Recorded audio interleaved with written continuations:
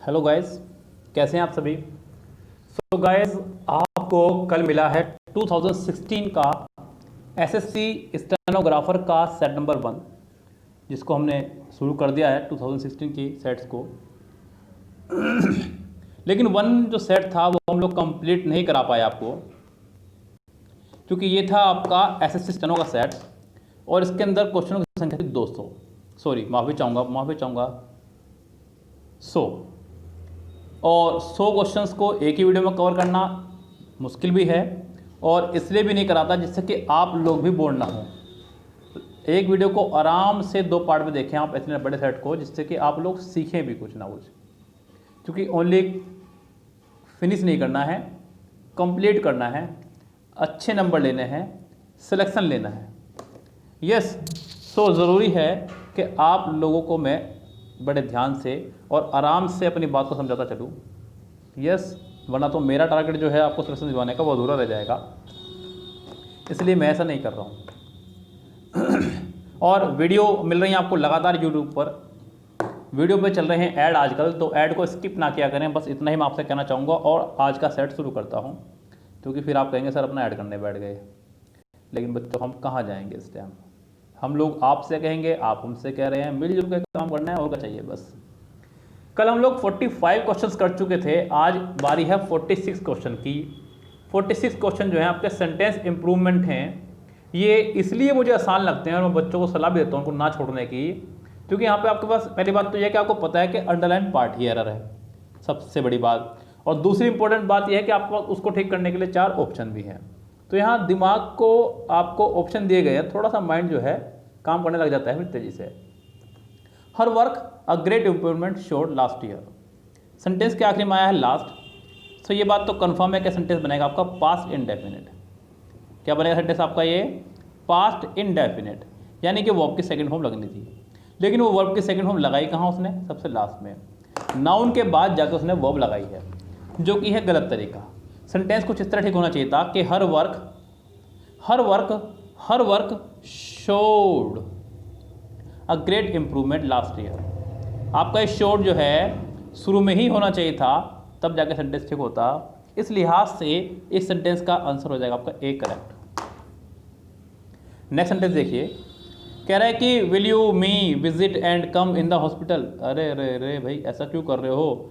Will लगाया, अच्छी बात है, यू लगाया, मी लगाया, यानी कि अंग्रेजी में सब्जेक्ट और ऑब्जेक्ट एकदम लगा दिए साथ साथ, हिंदी का स्ट्रक्चर चला दिया। ये स्ट्रक्चर हिंदी का है मेरे प्यारे बच्चों, अंग्रेजी का ये स्ट्रक्चर नहीं है। यस, हिंदी में सब्जेक्ट और ऑब्जेक्ट एक साथ आया करते हैं, अंग्रेजी में सब्जेक्ट और ऑब्जेक्ट के बीच ही सब कुछ आया करता है। हिंदी में मैं, तुम्हें, ये सब्जेक्ट है और जो ऑब्जेक्ट, लेकिन अंग्रेजी में आई जो भी होता है ये सबसे आखिर में जाता है। यस, सो यानी कि ये तो कन्फर्म है कि यहाँ गलत है sentence. Will you visit and come in the hospital. अगर मैं इसको ऐसा बनाऊँ सेंटेंस को, तो भी सेंटेंस मुझे करेक्ट नहीं लग रहा है। यस, अगला देखते हैं क्या तरीका हो सकता है। Will you come and visit me, ये अच्छा रहेगा तरीका। Will you come and visit me in the hospital, ज़्यादा बेहतर रहेगा। और यहाँ ये नहीं पता है कि किस लिए देखने जा रहा है हॉस्पिटल में, इसलिए हॉस्पिटल से पहले दा लगाया। लेकिन अगर ये कन्फर्म होता कि कोई व्यक्ति बीमार है, तो आप हॉस्पिटल से पहले दा ना लगाते। इस रूल को देखने के लिए आप हमारे आर्टिकल का वीडियो देखिए, दा शायद लेक्चर 3 या 4 वो होगा, ढंग से देखिएगा। Your hair needs cutting badly. Your hair needs cutting badly. Your hair badly needs cutting. Sentence कुछ इस तरह से होना चाहिए था। बैडली एडवर्ब है, क्या है ये? एडवर्ब, और ये वर्ब से पहले आना चाहिए था। क्या आना चाहिए था आपका? ये वर्ब से पहले, आखिरी में नहीं आएगा। Your hair badly needs cutting, इस तरह सेंटेंस होना चाहिए था, यानी कि इस सेंटेंस का आंसर हो जाएगा आपका सी करेक्ट। यस, सी ही होगा ना, देख लीजिएगा ऑप्शन को सर्च करके, सी ही बैठ रहा है कंडीशन के हिसाब से। Only if only he can swim. Sentence में जब भी इफ़ आ जाए, विश आ जाए, एज दो आ जाए, एज इफ़ आ जाए, आपको इसके बाद वाला पार्ट पास्ट बनाना है। सबसे पहली बात तो ये याद रखें आप। Yes, so if only he could swim, he could swim, यानी कि आपको यहाँ पे बी लगाना चाहिए था, जो कि उसने नहीं लगाया। आप इसको ठीक कर सकते हैं इस तरह से। Strict laws were passed so that this cruel custom was no more. Strict laws इसलिए पास किए जाते हैं जिससे कि ये क्रूल कस्टम यानी कि जो गंदे कस्टम्स हैं वो नो मोर यानी ख़त्म हो जाए। नो मोर का मतलब होता है ख़त्म हो जाना। नॉर्मली लाइफ के लिए लगाते हैं व्यक्ति की, जैसे कि मैं कहने लगूँ कि माई फादर इज़ नो मोर, तो मेरे पापा अब नहीं हैं। इस तरह से आप इसका इस्तेमाल कर सकते हैं। यहाँ पे पहला वर्ड है इरेडिकेटेड, जड़ से ख़त्म हो जाना। इरेडिकेटेड मतलब जड़ से ख़त्म कर देना किसी चीज़ को। अगला है वाइप ऑफ। वाइप ऑफ मतलब पूछ कर मिटाना, ऐसे जैसे मैंने मिटा दिया इसको, पूछ करके मिटाना। नेक्स्ट है डन अवे विद, यानी कि समाप्त करना। क्या करना? समाप्त करना। तो इसका आंसर हो जाएगा पहला ही इरेडिकेट। बच्चों मैं जो वर्ड बोल रहा हूँ अगर आपको ये मीनिंग पता है तो ठीक, अगर नहीं पता है तो आप कॉपी पेन साथ लेकर बैठा करें और साथ साथ लिखते चले जाया करें। वोकेबलरी को मजबूत करना ज़रूरी ही नहीं, अति महत्वपूर्ण भी है। यस, 10 मार्क्स का जो वोकेबलरी पोर्शन है ये भी आपको सिलेक्शन दिलवाएगा, ध्यान रखिएगा आप लोग, इसको हल्के में ना लें। Please examine my homework. Please examine my homework, अरे नहीं भाई, प्लीज़ चेक माई होमवर्क, मेरा होमवर्क चेक कर लीजिए, बस इतना सा काम होना था, कुछ भी नहीं। The sheriff arrested the hoodlums for playing with the law. देखिए लॉ मतलब कानून, और कानून के साथ खेला नहीं, कानून को तोड़ा जाता है। जब कोई तोड़ देता है कानून को तो उसको फोड़ा जाता है। यस, कानून को तोड़ा जाता है, ध्यान रखें आप लोग। तो यहाँ पे the sheriff arrested the hoodlums for breaking with the law, breaking the law only, not breaking with the law, breaking the law, यानी कि सेंटेंस का आंसर हो जाएगा C correct. To tell you the truth I am not there last night. अब यहाँ पे underline part में उसने लगाया एम, क्या लगाया उसने? एम, लेकिन सेंटेंस के आखिरी में है लास्ट। सेंटेंस के आखिरी में लास्ट है तो ये पक्की बात है कि पास्ट बनेगा, लास्ट पास्ट। सेंटेंस पास्ट में बनेगा, और अगर पास्ट में बनेगा तो एम नहीं, यहाँ पे वोज होना चाहिए था, जो कि ऑप्शन में है भी, क्योंकि आई के साथ वर्ड तो लगा नहीं करता, लग जाता है लेकिन कंडीशन सेंटेंस में लगता है, यहाँ नहीं लगेगा कम से कम। तो इसका आंसर हो जाएगा आपका correct B. They spend many orderly hours just sitting in the sun. उन्होंने बहुत सारे आर्डली आवर्स, यहाँ पे जो आर्डली की स्पेलिंग उसने लगाई ये मुझे थोड़ा सा अकर रही है। इस आर्डल का मतलब होता है आदर्श। क्या होता है? आदर्श। एक होता है आइडल, इसका मतलब होता है मूर्ति। क्या होता है? एक होता है आइडल, इसका मतलब होता है आलसी या सुस्त, आलसी या सुस्त। एक बात और मैं आपको बता दूं बच्चों, बड़ी प्यारी बात है, आज डाउट की वीडियो भी आपकी आएगी जिसमें आपने हमसे डाउट पूछे हैं, उसको हम लोग क्लियर करेंगे अपने यूट्यूब पर ही। एक वीडियो हम लोग डाउट की बनाएंगे, तो वो भी देखिएगा जरूर ध्यान से, वो भी वीडियो आपके लिए बहुत फ़ायदेमंद होगी, उसको भी देखना मत भूलिएगा। यस, अगला सेंटेंस कह रहा है कि हाँ ये तो मैं कराया नहीं अभी तक, तो यहाँ पे तीनों मीनिंग बता दी मैंने आपको। तो आर्डली के लिए यहाँ पे स्पेलिंग आपको लगानी चाहिए सुस्त या आलकस वाली, तो अच्छा होगा कि आप यहाँ पे IDLE ये वर्ड लगाएं, ज़्यादा अच्छा रहेगा, क्योंकि पहले वर्ड तो फिर वो आइडियल हो जाएगा अदर, और सी कोई वर्ड नहीं है, वो इडली हो जाएगा आपका। तो यहाँ पे बी आंसर हो जाएगा इसका। There are many communicable diseases and almost all communicable diseases could be prevented. There are many communicable diseases and almost all communicable diseases could be prevented. यहाँ सेंटेंस को अगर हम लोग चेक करें तो सेंटेंस में पीछे आया है आ रहा है, तो इसका मतलब सेंटेंस आपका प्रेजेंट में है, तो पूरा प्रेजेंट में ही चलना चाहिए था। तो आगे कुड की जगह अच्छा हो गया आप कैन करें, और कुछ नहीं करना है, यानी कि इसका आंसर हो जाएगा आपका सी करेक्ट। यस, चलो चलते हैं नेक्स्ट पोर्शन पे। डायरेक्ट इनडायरेक्ट है आपके 56 से 65 तक। The teacher said the earth goes round the sun. Universal truth है, चेंज ही नहीं होगा। यूनिवर्सल ट्रूथ को आप कभी चेंज नहीं करते हैं। सेंटेंस बनेगा the teacher said the earth rounds the sun, the earth goes round the sun, यानी कि एज इट इज रहेगा। 56 का आंसर हो जाएगा आपका सी करेक्ट। नेक्स्ट देखिए, Raghu said I am not coming tomorrow. आपको इज एम आर दिख रहा है, आपको वॉज वर्ब बनाना है। क्या बनाना है? Was verb. टुमारो को द नेक्स्ट डे बदलना है। अब वॉज वर्ब कितनों में है? पहले में है, दूसरे में है, तीसरे में है, डी में नहीं है। पहले में नेक्स्ट डे है, दूसरे में नेक्स्ट डे है, तीसरे में नेक्स्ट डे नहीं है। अब इन दो में से कोई देखिए कौन सा है। Raghu said that he was coming, C में बी में नेगेटिव बना दिया, जबकि ऊपर अफर्मेटिव, सॉरी ए अफर्मेटिव बना दिया जबकि था नेगेटिव, तो उसका बी आंसर हो जाएगा। He said all the players must report in time. Sentence में कभी भी आपको डायरेक्ट इनडायरेक्ट में अगर मस्ट दिखाई दे तो आपको उसे बदलना होगा had two plus first form में, ध्यान रखें आप। हैड टू कितनों में आपका, सिर्फ और सिर्फ बी में, 58 का बी आंसर हो जाएगा आपका correct. My daughter said to me I am thinking, I am यानी कि एम यानी कि वॉज वर्ब, अगर डायरेक्ट में है आपका एम, इनडायरेक्ट में होना चाहिए आपको वॉज, सो इस सेंटेंस में आना चाहिए था was, I am was, I first person subject के अनुसार, माई डॉटर यानी कि शी वॉज, शी वॉज कितनों में है, फर्स्ट में तो हैगा, सेकंड में नहीं है, थर्ड में नहीं है, फोर्थ में नहीं है, इसका आंसर आपका हो जाएगा सिर्फ और सिर्फ first correct. His uncle sad I am always punctual, फिर से एम आ गया, फिर से वॉज बदलना है वॉज वर्ब में, आई फर्स्ट पर्सन सब्जेक्ट के अनुसार, अंकल के लिए ही लगाएंगे तो ही वॉज हो जाना चाहिए था, कितनों में है, फर्स्ट में तो हैगा, सेकंड में नहीं है, थर्ड में नहीं है, फोर्थ में नहीं है, 60 का भी आपका आंसर हो जाएगा पहला ही correct. Wait outside the receptionist told me, receptionist ने मुझसे कहा कि बाहर इंतजार करें। The receptionist told me to wait outside, ये सेंटेंस आपका एक इम्पेरेटिव सेंटेंस है, और इम्पेरेटिव सेंटेंस को हम लोग टू से जोड़ते हैं और कुछ नहीं करना आपको बस। सो टू से जुड़ा है आपका सेंटेंस ए, बी नहीं जुड़ा, सी नहीं जुड़ा, डी नहीं जुड़ा, सिर्फ ए इसका आंसर हो जाएगा correct. The examiner sad candidates at the exam hall were nervous, आपको दिख रहा है वर यानी कि सेकंड फॉर्म एक तरह से बी की, आपको बता देना had been, sorry had been plus third form में, यस कितनों में है, पहले में है, दूसरे में नहीं है, तीसरे में नहीं है, फोर्थ में नहीं है, पहला ही आंसर हो जाएगा। Rama said to the passer by where is the ticket counter, आपको दिख रहा है वेयर इज, आपको बता देना वेयर वॉज, और वॉज आखिरी में आएगा, where the ticket counter was, sentence इस तरह बनेगा। सो आपका आंसर इस लिहाज से हो जाएगा सी करेक्ट।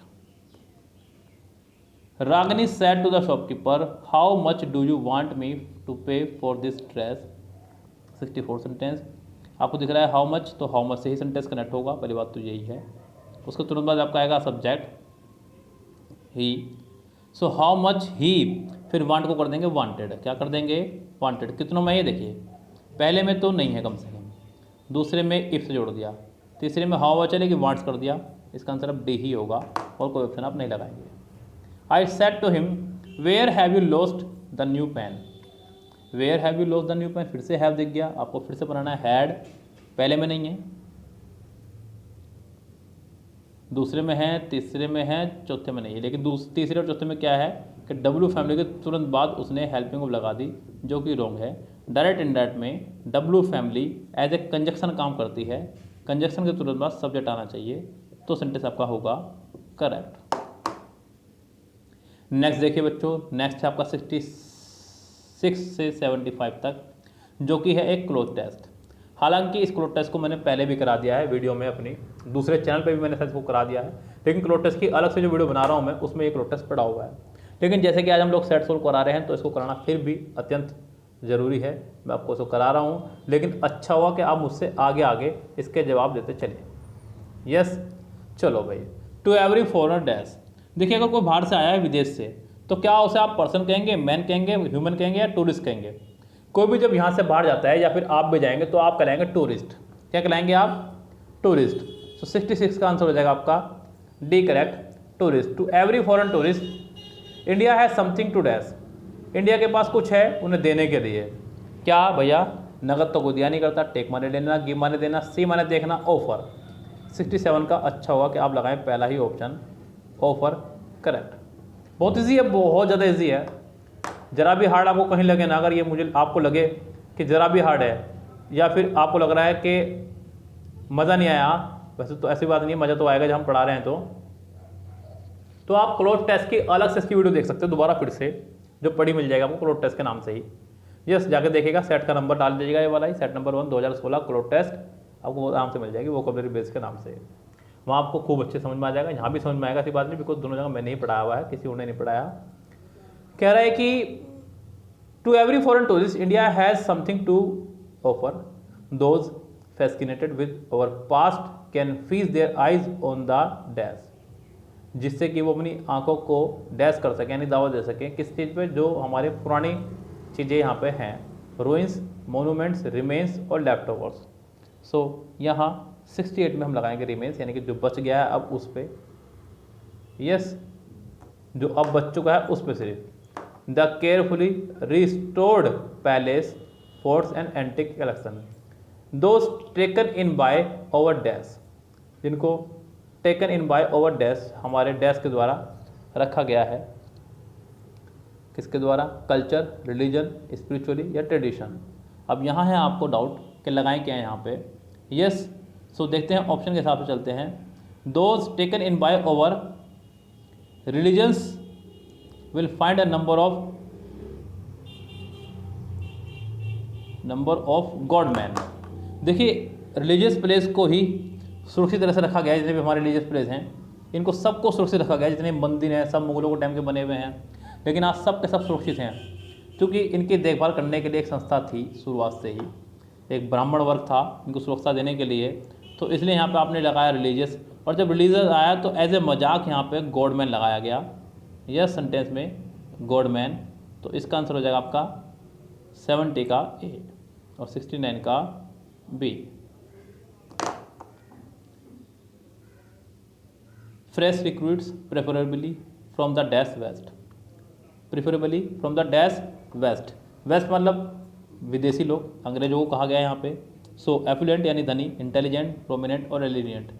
सो एफुलेंट ही कहा जाएगा बिकॉज पैसे वाले लोग थे, इसलिए उनको यहाँ पे जो है शरण दी गई थी, यस। तो आपका 71 में हो जाएगा एफुलेंट, समृद्धिशाली वेस्ट को।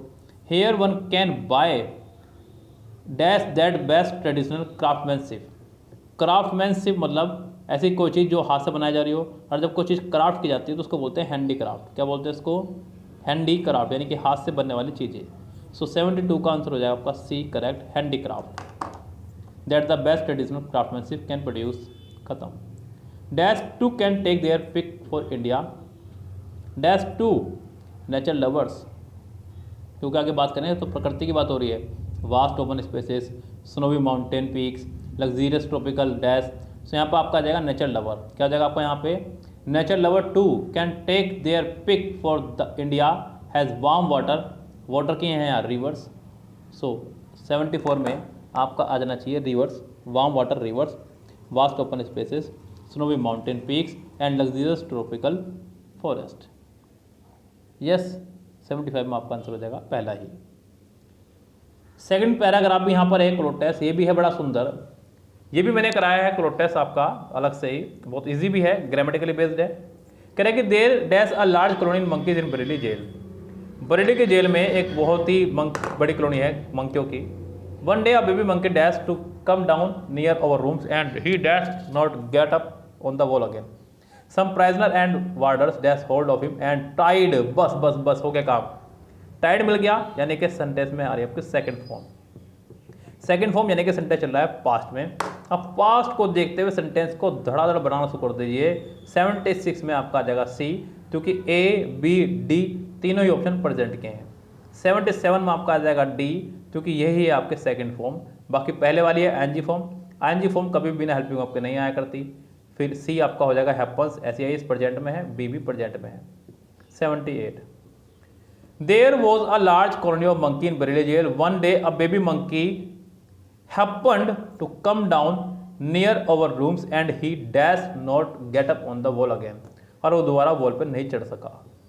कुड, क्योंकि बात हो रही है पास्ट की और बात हो रही है एबिलिटी की, इसलिए कुड लगाया। सम प्राइजनर, कुछ कैदियों और वार्डर रखवालों ने डैश होल्ड ऑफ हिम, उसको पकड़ा। पकड़ने के लिए आप यहाँ लगाएंगे कट, सेकंड फॉर्म, फिर से पास्ट है वो सेंटेंस, बहुत ईजी है, बहुत ज़्यादा easy. Cut hold of him, उसको पकड़ कर रखा, and Tide a bit of string, और रस्सी बांधी डैश हिज नेक, गर्दन के चारों ओर, अराउंड हिज नेक, गर्दन के चारों ओर। The parents of little one saw all this dash the top of the high wall, जो उस बंदर के माता पिता थे वो हाई वॉल से बैठे हुए देख रहे थे। तो यहाँ पे आपका जाएगा from the top of the high wall, and their anger dash, और उनका गुस्सा जो है बढ़ता जा रहा था। अब यहाँ पे आपने लगाया ग्रीव, सेकंड फॉर्म में, ग्रोविंग आईएनजी फॉर्म में लगा नहीं सकते, ब्रू और बोलते वैसे नहीं आएगा, तो इसका आंसर हो जाएगा आपका ग्रू, यानी उनको गुस्सा बढ़ता जा रहा था। Suddenly a father a huge monkey, अचानक पिता उस मंकी का बहुत बड़ा, जंप डाउन, कूदा, एंड चार्ज ऑलमोस्ट राइट, और धावा बोल दिया किस पे, भीड़ पे। चार्ज के साथ हमेशा प्रपोजन आप लगाते हैं इनटू, चार्ज इनटू, धावा बोल देना, charge into the crowd which was around the baby monkey, it was a brave thing to do for the man dash many number, बहुत बड़ा काम था ये, for the dash were be was और is. फिर से मैं ये कहूँगा आपसे, सेंटेंस है आपका पास्ट में, यहाँ पर आपका मैनी इन नंबर, मैन है, मैन के लिए प्लूरल लगाएंगे आप वर, तो यानी कि इसका आंसर हो जाएगा पहला ही correct. But the monkeys courage one and crowd of man fled terrified leaving their sticks behind them, the little monkey was taken back to its dash, little monkey को भेज दिया गया वापस ट्रीज पे, केव पे, मदर पे या ब्रदर पे, मदर के साथ, ऐसा कहना चाह रहा है। अब इस सेट में है आपके क्लोज टेस्ट भी, सॉरी पैसेज भी, मैं आपको एक ही पैसेज कराऊंगा इसका, ऐसा नहीं कि मैं नहीं करा सकता, मैं करा सकता हूँ, लेकिन देखिए ये चीज़ करने की है और आपके करने की है। मुझसे तो आप कितना मर्जी करवा लीजिए, आपको बहुत मज़ा आएगा, लेकिन अच्छा होगा कि आप खुद भी करके देखें। जब तक आप खुद से कोई चीज़ नहीं करेंगे तब तक आप उस चीज़ का सलूशन नहीं निकाल पाएंगे। तो आप इसको खुद से कीजिएगा, मैं एक करा रहा हूँ, पहला, दूसरा, तीसरा आप खुद से कीजिएगा। Clouds are essential part of the weather condition which exist around us, cloud जो है एक बहुत जरूरी पार्ट है वेदर कंडीशंस का जो हमारे चारों तरफ रहता है। Warm air rises upwards in the atmosphere carrying with it dust and moisture from evaporated surface water, गर्म गर्म हवाएं ऊपर को उठती हैं और अपने साथ लेके चली जाती हैं डस्ट मॉइस्चर एवापोरेट करके वाटर से। At higher altitude the air is cooler and the vapour is the warm air reach its dew point, एक हायर एल्टीट्यूड पर जाकर के एयर हो जाती है ठंडी और इसके वेपर जो हैं, वार्म वेपर जो हैं, ये ड्यू पॉइंट पे जाके बन जाते हैं। Where it change either to small particles of ice into water, वहाँ जाकर के ये या तो पानी बन जाते हैं या फिर बन जाते हैं बर्फ़ के छोटे छोटे टुकड़े। 10 फॉर्मिंग क्लाउड, अतः इससे बनता है बादल। Since cloud formation takes place at a different height and temperature, clouds are of different type, cloud जो बनते हैं अलग अलग ऊंचाई पर और अलग अलग टेम्परेचर पर क्लाउड होते हैं डिफरेंट टाइप के। Number 1, they are basically 3 types of cloud, कितने प्रकार के हैं, 3 प्रकार के। पहला बनता है 1 to 5 पे, जिसको बोला जाता है stratus, STRATUS, stratus cloud. On occasional it is a grey stratus cloud which bear light rain, इनके अंदर होती है बियर लाइट रेन, क्या होती है, लाइट रेन होती है इनसे, okay. In colder area the water of this cloud freeze the resulting in snowfall, ठंडे एरियो में इनका वाटर जो है जम जाता है, इससे होती है snowfall. Slowly rising warm air produce these cloud above these and up to about 4 to 5 kilometre, 5 to 5 kilometre पे like the CUMULUS clouds, cumulus clouds. The fluffy shapes are a result of quickly rising warm air, यानी कि fluffy shape होते हैं फूले फूले से। Above the comes cumulus cloud at an altitude of about 14 kilometre, एक 14 kilometre होते हैं आपके क्लाउड, होते हैं आपका सीरस। कौन से होते हैं, cirrus clouds are wispy clouds formed at such a high altitude at that they main contain only ice crystal, ये होते हैं आपके विस्पी और इनके अंदर होते हैं आपके आइस क्रिस्टल, क्या होते हैं, आइस क्रिस्टल। चलो, lying between these 3 main types of clouds are other types of like, इनके अलावा भी होते हैं आपके stratocumulus, altocumulus, cirrocumulus, altostratus और क्यूमुलोनिम्बस, ये बहुत सारे क्लाउड दे दिए।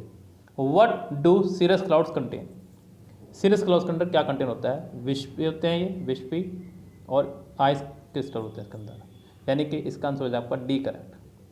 What are the 3 types of clouds, ये आपके सामने स्ट्रेटस, क्यूमुलस, सीरस, यानी कि इसका भी आंसर हो जाएगा D.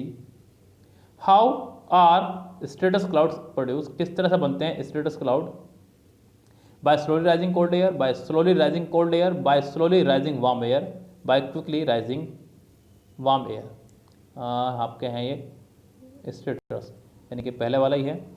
There are basically 3 main types of cloud up to the 1 to 5 kilometre, the ground generally see the first type of cloud stratus cloud, on occasion it is a grey stratus cloud which bear light rain in colder areas the weather in this cloud freeze thus resulting in snowfall slowly rising warm air produces this cloud, यानी कि धीरे धीरे गर्म हवा पर पहुंचती है तो उससे बनते हैं आपके ये, यानी कि इसका आंसर हो जाएगा आपका C correct. What does quickly rising warm air produces, ये क्विकली राइजिंग वार्म क्या प्रोड्यूस करते हैं, इसी में आगे बढ़ते हैं। 4 to 5 kilometre in the cumulus cloud the fluffy shapes are result of quickly rising warm air, यानी कि ये बनाएंगे आपके पहला ऑप्शन सही होगा cumulus clouds. Why are there different types of cloud, different types of cloud क्यों होते हैं, ये इसका जिक्र पहला पैसेज में ही हुआ है।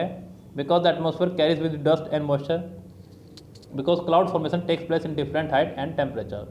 पहले पहले में देखिए, clouds are essential part of the weather condition which exist around us, warm air rises upward in the atmosphere, यहाँ पर सब लिखा हुआ है, सबसे आखिरी की लाइन है different height and different temperature, clouds are of different types. उसके बाद में आपका आता है यहाँ पे सेकंड पैरा, पैसेज नंबर 2 जो है आपके सामने ये रहा सरिस का। हालांकि सभी के पास भी होगी बुक्स, आप बुक से भी इसको कर सकते हैं, लेकिन मैंने यहाँ पे दे दिया है आपको, इसका स्क्रीनशॉट ले सकते हैं। हालांकि मैंने इसकी पूरी बुक की बुक आपको पीडीएफ के तौर पर ग्रुप में भेज दी है, आप वहाँ से भी कर सकते हैं, यहाँ से भी कर सकते हैं। ये ले लीजिए आप इसका स्क्रीनशॉट और अपनी कर लीजिए बल्ले बल्ले। हालांकि दिख नहीं रहा होगा तो पहले इसका ले लो और फिर आप इनके सवालों का ले लो, इस वाले के। अब नेक्स्ट के ले लीजिए। यस, इन पांचों के पांचों कीजिएगा। यस, जितने बच्चे जुड़े हैं इस ग्रुप में हमारे साथ में, विमल मित्तल हो गए, अपने गौरव हो गए, मिस्टर प्रताप हैं, सिद्धार्थ हैं, रश्मि हैं, रूपाली हैं, और भी बहुत सारे बच्चे हैं इस ग्रुप में। सो आप करके मुझे इसके जवाब जरूर भेजिएगा कमेंट बॉक्स में इसी वीडियो के ही। यस, मुझे इंतजार रहेगा कि आपका 10 आउट ऑफ स्कोर कितना रहा, बस आप खाली यही भेज दीजिएगा, 10 आउट ऑफ 8, 9, 10 यही भेज दीजिएगा, मैं इसी में खुश हो जाऊँगा। जिस बच्चे का स्कोर आ जाएगा 10 आउट ऑफ 10, यस, उसको मेरी तरफ से मिलेगा एक सेंटेंस फ्री। यस, सो तैयार रहिए और जल्दी से जल्दी कर लीजिए फटाफट से सेंटेंस और मुझे बता दीजिए फटाफट से क्या स्कोर है आपका। Goodbye, have a nice day, शब बखैर, गुड नाइट।